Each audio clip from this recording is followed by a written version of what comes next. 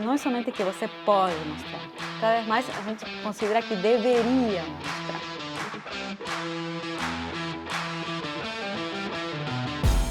Então, agora vamos partir desse esqueminha com o qual terminamos na aula passada e vamos prestar atenção a um elemento que até agora não mencionamos, que é esse das paredes e das redes, né? Paredes como limites e as redes como ilimitado. Vamos ver o que é isso. Então, vou pedir para você observar as imagens do lado de lá, modernas, né? E as imagens do lado de cá, contemporâneas. Observar as paredes, né? Qual é a função das paredes numa situação e na outra, né? Como as paredes estão contendo, né, o que está acontecendo ali, leitura e escrita em geral, e o que está acontecendo aqui, como as paredes estão funcionando, né, para limitar o que está acontecendo dentro delas, né? E o que a gente vê? Vê que aqui estão se concentrando cada um nessas leituras escritas. Então, a parede funciona como uma espécie de limite espaciotemporal que protege, né, e que promove concentração, introspecção, inclusive, né? E aqui as paredes estão ali também presentes, né? No entanto, as redes, os dispositivos com os quais nos tornamos compatíveis, são capazes de desativar, né, esse limite que elas antes colocavam de modo muito mais rígido. Né? As pessoas estão conectadas com outras, né? Ou com coisas que estão acontecendo fora dessas paredes. Né? Então, são desativadas na sua capacidade de limitar, né, o espaço-tempo. Né? E desativadas sem necessidade de quebrar a parede, né? Ou fazer algo mais, ou sair dela, abrir a porta e sair. Bom, essa questão do conflito, né, ou da tensão entre redes ou paredes na contemporaneidade, eu estudei nesse livro meu, Redes ou Paredes, a Escola em Tempos de Dispersão, que na sua versão em espanhol, o título é uma pergunta, né? Só que em português, o editor achou que não ficava legal porque em português não tem o sinal que abre a pergunta, né? Então ficava meio como com um erro de ortografia, meio estranho. Então, assim, mas continua sendo uma pergunta, né? Mesmo que não estejam os sinais aí de interrogação.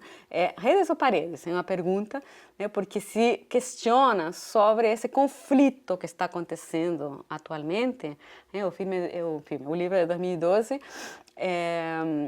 portanto, não é tão recente assim, né, porque o tempo passa muito rápido, mas é um conflito que ainda está acontecendo, com algumas modificações, depois a gente vai ver, mas a ideia é que há uma tensão entre nossa crescente compatibilidade com as redes e os dispositivos digitais que operam em rede, por um lado, e por outro lado, as paredes, que na era moderna foram fundamentais, né, para limitar tempo e espaço.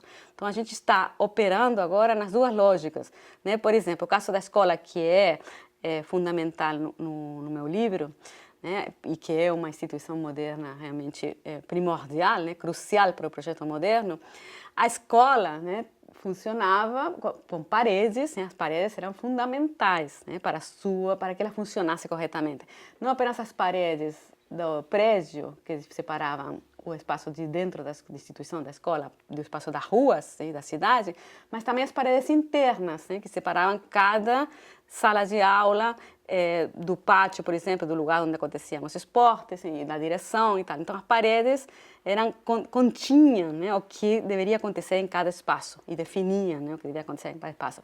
Bom, assim como todas as instituições modernas, a escola está em crise, né? Vem protagonizando uma crise há muito tempo, mas essa crise está se intensificando, né? E do mesmo modo, todas as outras instituições modernas também.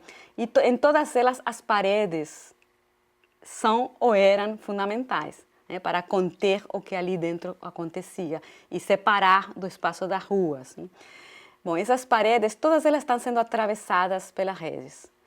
E não apenas pelas redes em si, né, pelas redes que de fato atravessam essas paredes e, portanto, as desativam, mas, sobretudo, por nossos modos de viver que se compatibilizaram com as redes. Então, nosso uso do tempo e espaço, por exemplo, é diferente, não é aquele do século XIX e XX, né? Já usamos o espaço de maneira diferente. E também nosso modo de nos relacionarmos conosco, com os outros e com o mundo. Aqui vemos outras instituições modernas, hospital, biblioteca, museu, todas elas estão sofrendo esse desafio, né, que implica o atravessamento de suas paredes pelas redes, e não apenas pelas redes em si, mas também e sobretudo pelos sujeitos, né, nossos, os protagonistas, né, os cidadãos consumidores contemporâneos que circulam por elas e que aprenderam a viver de outro modo ao se compatibilizar com as redes. Então, por exemplo, todas elas, né, até o cinema, teatro, até os bares e restaurantes, até o próprio lar, né, quando a gente está com o celular, que quase sempre dificilmente a gente se desvincula em algum momento deles, até para ir no cinema e no teatro, parar, né, 2 horas e assistir a um filme, né, ou uma peça de teatro, é difícil, a gente custa, né, não consultar celulares, né, e ver o que está acontecendo lá fora, né. Então, todas as instituições estão sendo desafiadas pelas redes, então essa tensão. E também os consultórios, né, consultórios médicos, psicológicos e até mesmo psicanálise, né, que as paredes são cada vez mais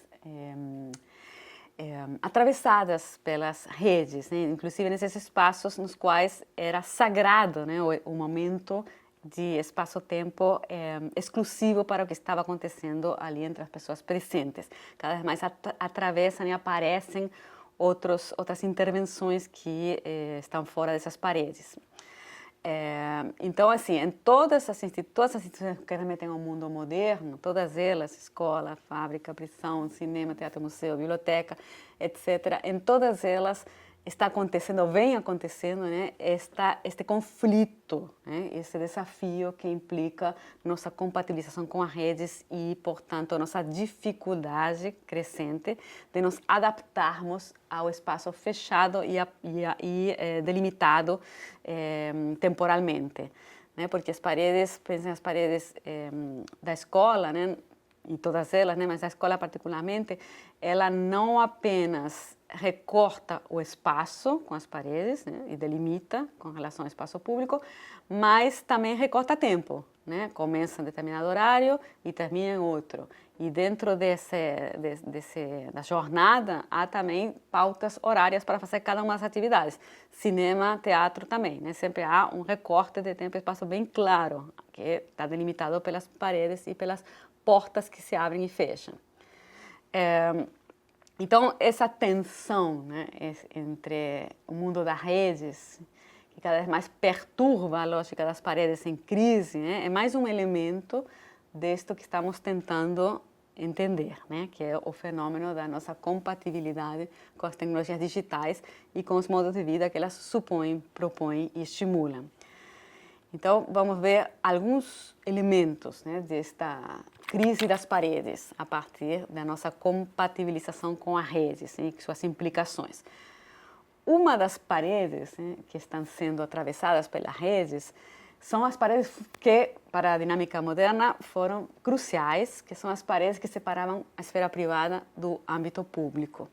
Né, essa dinâmica de separação do tipo de espaço e outro, né, esfera privada e âmbito público, é uma dinâmica tipicamente moderna, ou seja, a sociedade industrial do século XIX e XX, irradiada a partir das metrópoles europeias ao resto do mundo, a boa parte do mundo, pelo menos, né, essa ocidentalização do mundo como um projeto moderno e industrial, essa separação entre uma parte da vida, né, representada por certos espaços que eram considerados privados, e, por outro lado, o âmbito público, por exemplo, as ruas, né, ou então o campo, a praia, os cafés, né, e na esfera privada simbolizada pelo lar, né, o lar decalcado no modelo burguês, né, que é a casa, né, da família nuclear, né, tipicamente, com cômodos idealmente para cada um dos membros, por exemplo, a casal e os filhos, e cômodos também para fazer as diversas atividades, como cozinha, banheiro, quarto, biblioteca, né, que é um tipo de espaço, né, que foi configurado também na sociedade moderna, né, nem sempre as casas foram assim, e nem em todas as culturas. Então, essa dinâmica público-privado foi muito ativa e consensual quando foi hegemônico, né, a sociedade moderna, século XIX e boa parte do XX.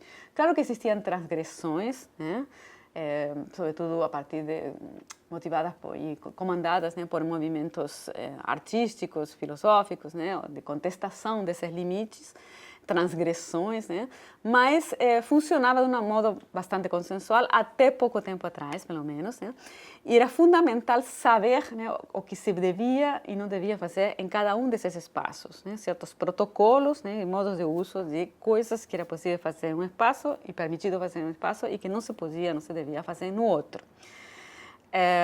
Bom, eu estudei isso em outro do meu livro, que é O Show do Eu, A Intimidade com o Espetáculo, que também foi publicado originalmente em 2008, mas depois foi pela editora Nova Fronteira, mas depois na editora Contraponto fizemos uma reedição, também revisada e atualizada, né? E de novo, de 2008 a 2016, aconteceu tanta coisa nesse âmbito, né, que a tese permanece, mas se intensificou enormemente, né?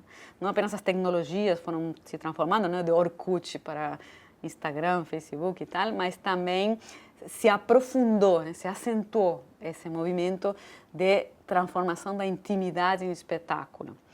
O que significa isso? Bom, quando eu comecei a pensar estas questões, né, que já é quase na virada do século XX para o XXI, era muito estranho, né, pensar que o íntimo, né, que se estava transformando em um espetáculo, porque justamente a intimidade é aquilo que é oposto ao espetáculo, né, de acordo com a definição moderna, justamente, né, que é a intimidade como ainda a conhecemos, é também uma invenção moderna, né, moderna, me refiro de novo, né, a essa sociedade irradiada pelas metrópoles europeias, que teve seu auge no século XIX e boa parte do XX. Então, o que é a intimidade? A intimidade, há muitas definições possíveis, né? Mas podemos sintetizá-la dizendo que são uma série de sentimentos, pensamentos, atividades também, objetos, inclusive, e relacionamentos que são considerados privados demais para serem expostos, ou seja, têm que ser protegidos do olhar público. E para isso as paredes do lar, né, são fundamentais, mas não apenas, né, há várias outras paredes, né, que servem para proteger isso que se considera muito valioso, né, para essa subjetividade burguesa, né, inspirada no modelo burguês, mas também certas trivialidades, né, como por exemplo a comida, né, ou inclusive certas fases da vida vergonhosas, como a própria fisiologia, né, que não deviam ser expostas ao olhar alheio por pudor, né? Então, além das paredes, né, e das cortinas, e das chaves e das portas, enfim, todos os mecanismos que separavam, né, e fechavam o espaço privado com relação ao espaço público, além disso, dessas válvulas físicas, digamos assim, tijolos e portas e janelas, além disso, existiam válvulas morais, né, que também ajudavam a proteger aquilo que se considerava privado, e a intimidade era o mais, né, o núcleo fundamental dessa privacidade. Então, essas válvulas morais são o pudor, a discrição, o decoro, né, tudo isso fortalecia ainda mais a função da parede, né, que protegia essa intimidade na esfera privada da subjetividade, né, dos indivíduos. Bom, isso funcionou, né, com relativa eficácia, apesar de diferenças regionais, também com diferentes culturas dentro da cultura ocidental ou ocidentalizada, mas com certo consenso, né, sobretudo do século XIX e boa parte do XX. Agora, né, mais recentemente, começaram a se expor certos aspectos daquilo que antes se considerava íntimo.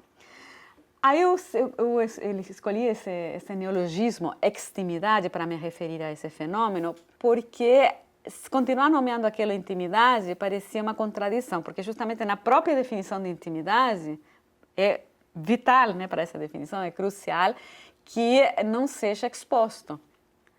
Então, ao expor aquilo que antes chamávamos intimidade, se transforma em outra coisa. Aí eu chamo isso de extimidade, usando esse prefixo ex em vez de in, que tem duas conotações pelo menos, né? Uma é ex, aquilo que tipo ex, né? Aquilo que antes chamávamos intimidade, tipo como ex-esposa, né? Ex-intimidade. E por outro lado tem também a noção de exterior, né? Para fora em vez de para dentro, in, né? Ex. Então, extimidade, pelo menos nesses dois sentidos, né? Aquilo que antes chamávamos intimidade, agora se mostra. portanto, não é mais intimidade, né? Porque não é, ou pelo menos não é aquela intimidade. E para a cosmovisão que inspirou a era moderna, né, que é a cultura burguesa, alguns dos elementos mais importantes da intimidade eram a nudez e a sexualidade, né, ou os afetos, né, tudo isso que se considerava mais privado, portanto, aquilo que realmente não devia ser compartilhado, não devia ser exposto, né, ao olhar público. E é justamente isso o que agora, né, mais se mostra, né, e não somente se pode mostrar. Inventamos tecnologias para poder fazer isso, né, como as redes sociais, a internet, né, que se desenvolveram muito no século XXI. Não somente se pode mostrar, mas cada vez mais se considera que se deveria mostrar. Por exemplo, se a gente vai de férias, né, para um lugar, né, que a gente acha que é bonito e legal, então como a gente não vai mostrar? Tem que mostrar, né? Se você vai fazer alguma coisa, ou vai uma festa, ou qualquer coisa, né, ou come uma comida que tem, não sei se é gostosa, mas tem aspecto bonito. Então tem que mostrar. Não é somente que você pode mostrar. Cada vez mais a gente considera que deveríamos mostrar.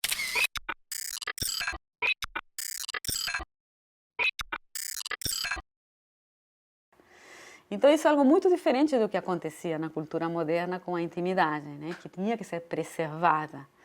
Então cada vez mais os sujeitos contemporâneos nós somos mais extimos. E essa intimidade, que formava o coração da subjetividade burguesa, já não é mais o que era. Então, por isso, uso esse neologismo, né? Extimo. Então, é ali que aparecem esses elementos, né? No esqueminha que a gente já vinha trabalhando, né? As paredes colocando limites, né? E entre esses limites protegendo a intimidade. E aqui, no projeto contemporâneo, as redes oferecendo o ilimitado. Isso em vários sentidos, né? A gente vai ver alguns deles. Mas, pensando nesta questão da intimidade, né? As paredes do lar limitavam, né? No sentido de restringiam aquilo que acontecia ali dentro a ser compartilhado apenas com aquelas pessoas que faziam parte da intimidade, que eram pouquíssimos, né? Ou então consigo mesmo, né? Na intimidade, interioridade, inclusive. As redes propiciam compartilhar isso com quantidades de gente, em princípio, ilimitadas, né? E quanto mais, melhor, né? Porque tem também essa lógica do mercado e do consumo, que é o Ibope, né? Quantos seguidores você tem, né? Quantos likes a tua selfie ganhou, né? São indícios do valor que se tem. E é dinâmica do mercado, né? Dinâmica do consumo, muito mais do que essa dinâmica moderna. Então, é ilimitado, né, o âmbito das redes nesse sentido, né, de que as paredes já não estão mais limitando, né, o que eu posso fazer e mostrar. Mas também, por exemplo, as paredes não apenas restringiam e oprimiam as paredes modernas, mas também, de alguma maneira, protegiam. Né? Porque ao nos lançarmos no ilimitado, também corremos certos riscos. Né? Pode dar errado o que a gente mostra, né? Podemos virar meme, né? Pode viralizar algo que a gente não queria que fosse mostrado, podemos ser cancelados, né? Podemos ser linchados. Então, há esse risco, né, do ilimitado que as paredes modernas, além de oprimir e limitar, também de alguma maneira protegiam, porque ficava ali, né? Então, não era tão exposição, né, em vários sentidos. E é também o território do ilimitado em outros aspectos do modo de vida contemporâneo, que também vamos analisar alguns deles mais à frente. Mas, por exemplo, só para ter alguns elementos a mais agora, é ilimitado no sentido de que se oferecem cardápios ilimitados nas redes. Né? Por exemplo, no lar moderno era possível ter uma biblioteca, né? Por exemplo, alguns livros e alguns discos, né? Se fossem aqueles LPs ou então CDs ou o que for, que a gente tinha alguns, né? Sempre limitado, né? Era possível ver aquilo que a televisão estava mostrando no momento, né? Pensamos no século XX, né? Ou então depois televisão aberta, televisão por assinatura, ou então possibilidade de alugar VHS, né? E ver um filme em casa, mas sempre limitado. Tinha que ter esse filme disponível na loja perto de nós, e tinha limite, tinha que devolver depois, aquela chatice, né? Então, mas sempre com limites, né? Agora, nossa compatibilidade com as redes também envolve o ilimitado no sentido desse cardápio ilimitado de tudo, né? Temos todas as músicas do mundo à nossa disposição, inclusive até gratuitas, né? Porque tem esse outro mecanismo no mercado contemporâneo, que é o produto somos nós, né? Não são as músicas ou os filmes ou os serviços e produtos de todo tipo que se oferecem. Então temos tudo à nossa disposição e em qualquer momento. Né? Não é no horário que está passando na televisão e só nesse. Se não posso esse dia, não vi. Tipo, não perdi a novela, então vou ver só amanhã e perdi um capítulo. Agora a gente pode maratonar, né? E ver até morrer. E é tão ilimitado que a gente sabe que nunca vamos conseguir. Né? Um pouco como tínhamos falado a respeito da otimização. A gente nunca vai conseguir ver todos os filmes que quer ver, até porque deve ter coisa que a gente nem sabe que tem e dá uma ansiedade também que gostaria de saber. Estamos perdendo aquilo que o outro já sabe que é melhor do que aquilo que a gente está vendo agora. Então também como vou escolher o que vou ver e consumir, sabendo que tem coisas melhores provavelmente e que meu tempo é fatalmente ilimitado e eu queria, né, ver tudo. Então é ilimitado em vários sentidos, né, e de uma forma qualitativamente exponencial, ou seja, não é que aumentou um pouco, né? Foi aumentando, aqui dentro do mundo moderno foi aumentando a quantidade, né, de produtos de todos os âmbitos à nossa disposição, mas agora, aqui explodiu, né? Não há limites, é virtualmente infinito e vai se acrescentando o tempo todo, né, esse cardápio. E não é apenas produtos mesmo, como estou mencionando, porque são produtos culturais, né, músicas, filmes, etc. Também todas as lojas estão abertas 24/7, né, todos os dias. Posso comprar coisas na Tailândia às 4 da manhã ou então às 2 da tarde. Então não tô presa aos horários das lojas e os dias de semana e fim de semana. Então há ali algo que é da ordem do ilimitado em vários sentidos. Outro exemplo, os dispositivos de relacionamento, né, tipo Tinder e tal. Aí também temos cardápio limitado, né, de pessoas, né, em princípio à nossa disposição, que a gente pode escolher. Aí escolhe um e vai ver que o outro é melhor. Então a gente não escolhe um, a gente escolhe vários pelas dúvidas, né, e vai administrando, né, e escolhendo com a lógica de custo-benefício, né, qual seria mais conveniente. Mas nunca vai ser satisfatório completamente, porque a gente sempre vai ficar pensando, e aquele outro?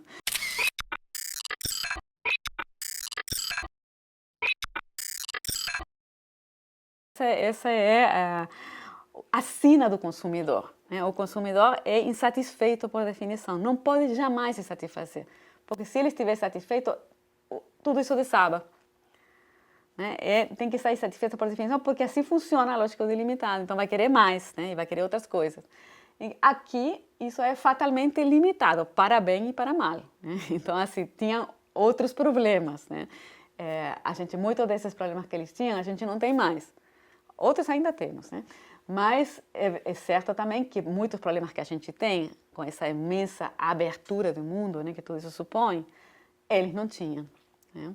Então, assim, para vocês verem que não é apenas tecnologia, né, mas junto com a tecnologia vem uma mudança, né, de projeto de mundo que é muito significativa, né, e que tem implicações múltiplas. Né? Então é isso, depois continuamos.